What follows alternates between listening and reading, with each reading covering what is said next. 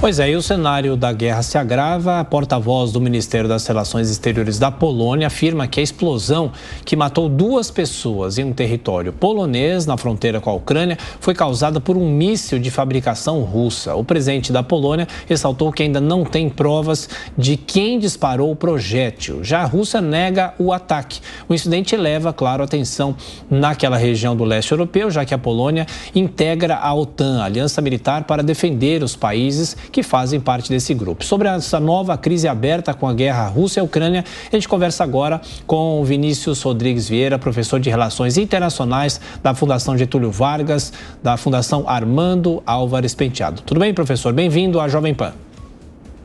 Tudo bem, muito obrigado, bom dia, obrigado pelo convite. Obrigado. Bom, professor, de que maneira esse incidente agrava a crise entre a Rússia e a Ucrânia? E como que vai ser possível saber a origem desse ataque, desta bomba, enfim, do que se registrou nesse dia de feriado aqui no Brasil, no caso? Desde o começo da guerra, temia-se que algum projétil russo, por engano ou por intenção por parte da Rússia, atingisse algum território da OTAN, né, de um país da Organização do Tratado do Atlântico Norte, que é o caso da Polônia.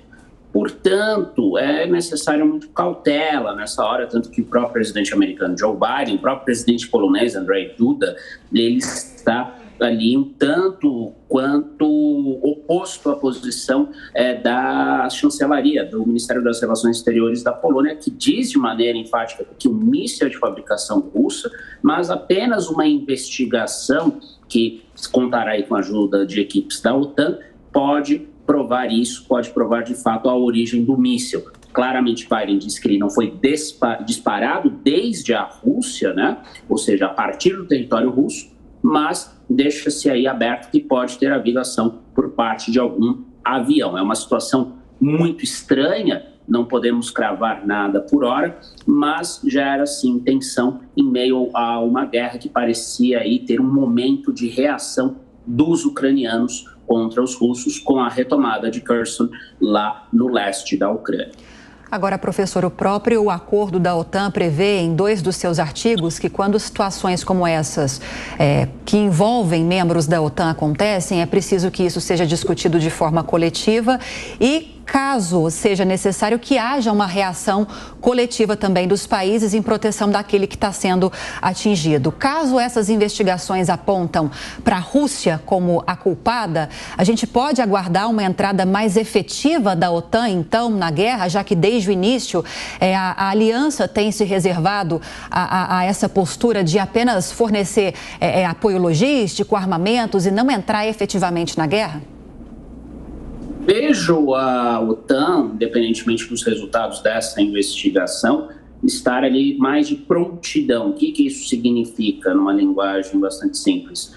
Além do envio de tropas ali para a Polônia, né, e mais armamentos para a Polônia para que ela fique preparada para uma eventual defesa do seu território, estaria perfeitamente ali alinhado no que prevê o artigo 4º, né? O que o artigo 4º do Tratado do Atlântico Norte diz? É necessário ali haver, né, sob requisição de um membro que se sente ameaçado em relação à sua soberania, em relação à sua integridade territorial, ele pode convocar e contar, portanto, com a ajuda dos demais membros, sem que isso implique ali a obrigação de uma defesa mútua. Já o artigo 5º, ele é mais grave, né? Isso implicaria ali numa reação conjunta da OTAN, caso, obviamente, né, ele não é automático, houver um consenso entre os membros do bloco, o que me parece que é algo muito distante nesse cenário, ainda que a Rússia, eventualmente, num cenário hipotético, seja identificada como a responsável por ter disparado esse projétil.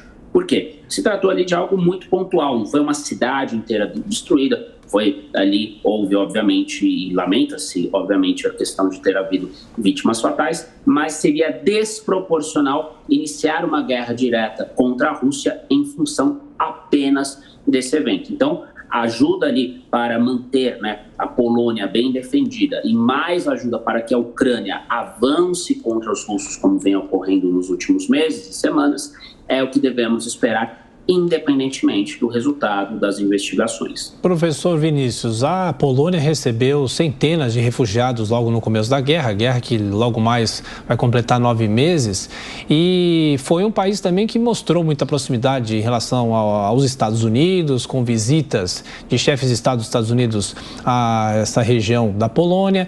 E eu pergunto para o senhor em relação ao que pode acontecer a partir de agora. A Polônia tem algum poderio bélico para revidar eventuais ataques? A Polônia entraria nessa guerra da forma bélica, não apenas nas discussões em relação a armamentos com a OTAN? Individualmente, não. Individualmente, a Polônia ela não teria capacidade para enfrentar a Rússia. Seria algo muito temerário. Portanto, o que nós devemos esperar dessa série de reuniões que ocorrerão ali no Conselho do Atlântico Norte, que é a instância ali deliberativa decisória da OTAN. Algo na linha de reforçar as defesas relacionadas, como eu falei, à Polônia, mas sem deixar que a Polônia avance ali, e a própria Polônia não me parece querer, pelo menos ali por parte do seu presidente, entrar num conflito. Todo, portanto, eventual conflito que ocorrer por parte de um membro mais fraco da OTAN, que é o caso da Polônia, passa necessariamente pelo acionamento desse mecanismo de defesa coletiva, que também, como eu disse, não me parece que será o caso agora, porque tratou-se de um ataque muito pontual e, portanto, qualquer reação que implique num confronto direto entre OTAN ou qualquer membro da OTAN e Rússia seria desproporcional.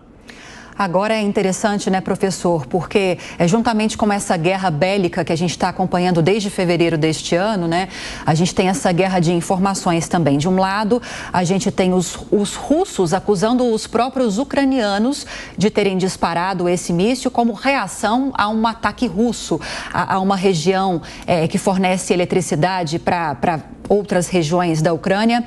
E do outro lado, a gente tem os ucranianos que acusam os próprios russos de fazerem esse ataque. Não dá para a gente tomar nenhuma posição nesse momento. É preciso aguardar as investigações, então. Correto. Não temos nenhum elemento neste estágio, pelo menos público, que nos indique, olha, os ucranianos estão mentindo, os russos estão mentindo, os poloneses estão mentindo.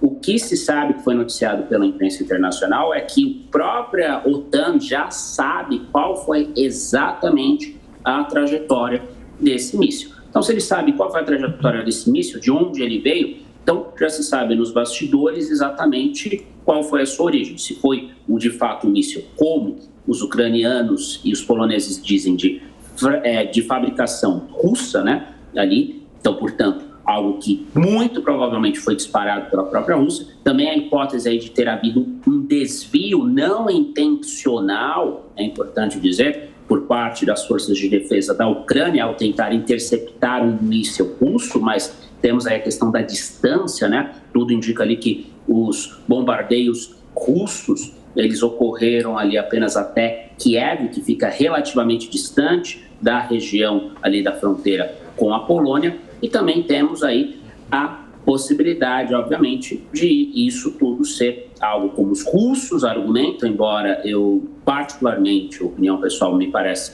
algo menos provável, que os próprios ucranianos e poloneses teriam ali feito alguma armação, né? Por que eles fariam essa armação num contexto em que claramente a Ucrânia está avançando? Não me parece muito lógico. Talvez, e coloco isso daqui, enfatizo o condicional, talvez se trate apenas ali de um mero acidente, numa situação de defesa, né, de interceptação de um míssil russo por parte dos ucranianos. Mas se a OTAN já dispõe dessas informações, como a imprensa internacional diz, é necessário, claro, aguardar as investigações, mas a reação inicial, principalmente do presidente Joe Biden e do presidente americano, sugere que não deve aí haver uma escalada, tal como muitos imaginavam num primeiro momento.